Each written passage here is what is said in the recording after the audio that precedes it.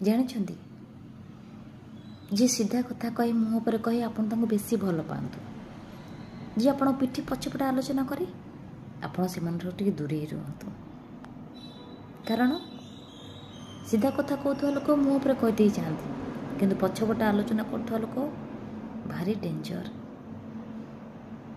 ଆପଣଙ୍କ ଆଖପାଖ ପାଖରେ ସେମିତି କିଛି ଲୋକ ଥିବେ, ଆପଣଙ୍କ ସହିତ ଠିକ୍ସେ କଥା ହେଉନଥିବେ, କିନ୍ତୁ ଆପଣ ବାବଦରେ ବେଶୀ ଆଲୋଚନା କରୁଥିବେ। ତାହେଲେ ଆପଣ ଭାବି ନେବା ଦରକାର ଯେ ସେମାନଙ୍କ ଠାରୁ ଆପଣଙ୍କ ଗୁରୁତ୍ୱ ବେଶୀ ବଢ଼ିଯାଇଛି, ଯେଉଁଥିପାଇଁ ତ ଆପଣଙ୍କ ବାବଦରେ ବେଶୀ ଆଲୋଚନା ଚାଲିଛି। କଥାରେ ନାହିଁ, ଏ ହାତ ପାପ ସେ ହାତ ଜାଣେନି, ଏ ହାତ କ'ଣ ପୁଣ୍ୟ କଲା ସେ ହାତ ଜାଣେନି।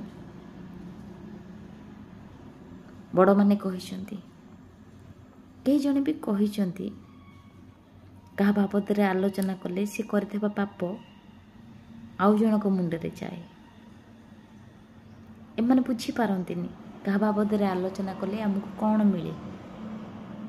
ଯେଉଁଥିପାଇଁ କି ଏମିତି ବି କିଛି ବି ଲୋକ ଥାଆନ୍ତି ତାଙ୍କୁ ଭଲ ଲାଗେ,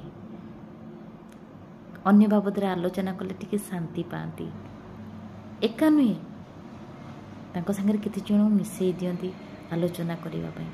ସିଏ ବି ପାପ କରେ, ତା ସାଙ୍ଗରେ ଯେଉଁମାନେ ସଙ୍ଗତ ହୋଇଛନ୍ତି ସେ ପାପକୁ ବି ଭାଗିଦାର କରିଦିଏ ସେମାନଙ୍କୁ।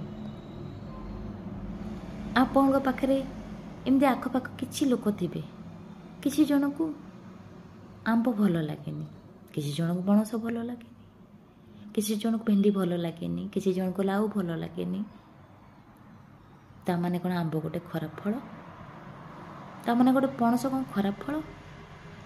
ଭେଣ୍ଡି କ'ଣ ଖରାପ ପରିବା? ନା, ଯିଏ ନିଜେ ଖରାପ ଅନ୍ୟକୁ ସବୁବେଳେ କହେ ଖରାପ। ଆପଣ ସେମାନଙ୍କ କଥା ଗୁରୁତ୍ୱ ଦିଅନ୍ତୁ ନା, ଆପଣ ମାଡ଼ି ଚାଲନ୍ତୁ, ଆଗକୁ ଆଗକୁ ମାଡ଼ି ଚାଲନ୍ତୁ। ଏମାନେ ତ ବହୁତ କଥା କହିବେ, ଆଙ୍କ କଥା କିଛି ଫରକ ପଡ଼ିବନି, ଆଙ୍କ କଥା କିଛି ଗୁରୁତ୍ୱ ଦିଅନ୍ତୁନି। ଆପଣ ଯଦି ନିଜେ ଠିକ୍ ତାହେଲେ ଆପଣଙ୍କ କର୍ମ କରି ଚାଲନ୍ତୁ ନା, କିଛି ବି ଅସୁବିଧା ନାହିଁ, ମାଡ଼ି ଚାଲନ୍ତୁ ଆଗକୁ। ଏମାନଙ୍କ କଥା କିଛି ଫରକ ପଡ଼େନି। ଜୟ ଜଗନ୍ନାଥ।